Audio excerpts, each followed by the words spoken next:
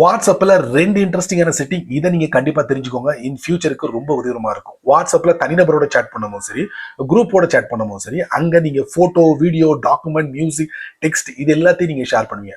ஒரு கட்டத்துல சேட் முடிஞ்சதுக்கு அப்புறம் நீங்க என்ன பண்ணுவீங்க?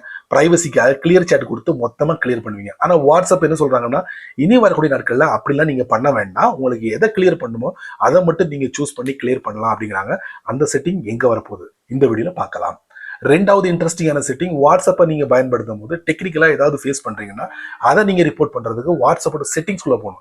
இனி அப்படி இல்லை, வாட்ஸ்அப்பை நீங்க ஷேக் பண்ணாலே போதுமானது, டைரக்டா அந்த செட்டிங்ஸ்குள்ள போயிடலாம். அதுக்கு இந்த செட்டிங்கை நீங்க ஆன் பண்ணணும். வாங்க தெரிஞ்சுக்கலாம். வாட்ஸ்அப்பை ஓபன் பண்றேன், ஒரு சேட் கான்டாக்ட் ஓபன் பண்றேன். டாப் ரைட்ல 3 டாட், மோர், கிளியர் சேட், மொத்தமா கிளியர் பண்ணிடலாம். பட் புதிய அப்டேட்ல அப்படி இல்லை. கான்டாக்டோட நேமை தட்டினோம்னா பிளாக் இருக்கு, அதுக்கு மேல கிளியர் சேட் வரப்போகுது. எப்படி இருக்கும்? இந்த மாதிரி இருக்கும் கிளியர் சேட். அதுக்கப்புறம் all messages, media file, clear start. அதுக்கப்புறம் மீடியா ஃபைலை தட்டினோம்னா பக்கத்துல ஒரு ஆரோ இருக்கு, தனித்தனியா செலக்ட் பண்ணி கிளியர் சேட் பண்ணிக்கலாம். அடுத்து வாட்ஸ்அப்ல டெக்னிக்கல் இஷ்யூக்கு டாப் ரைட்ல 3 டாட், செட்டிங்ஸ்குள்ள போயிடுவோம். Help and feedback, send feedback. இத்தனை ஸ்டெப் நம்ம கடந்து வரணும். அதுக்கு பதிலா இந்த போட்டோ அப்லோட் பண்றோம்ல, அதுக்கு கீழே ஒரு செட்டிங் வரப்போகுது. அதை மட்டும் நீங்க ஆன் பண்ணா போதும். அது என்ன செட்டிங்? இமேஜ்லி கோட் ஆயிருக்கு. ஷேக் டு சென்ட் ஃபீட்பேக். போனை ஷேக் பண்ணாலே போதும். இங்க வந்ததுக்கு அப்புறம் எல்லாம் ஃபில் பண்ணிட்டு சென்ட் பண்ணிக்கலாம். சமல இந்த மாதிரி சின்ன சின்ன விஷயங்கள் நிறைய தெரிஞ்சுக்கணும் ஆசை. வழக்கம் போல நம்ம சேனலை ஃபாலோ பண்ணுங்க.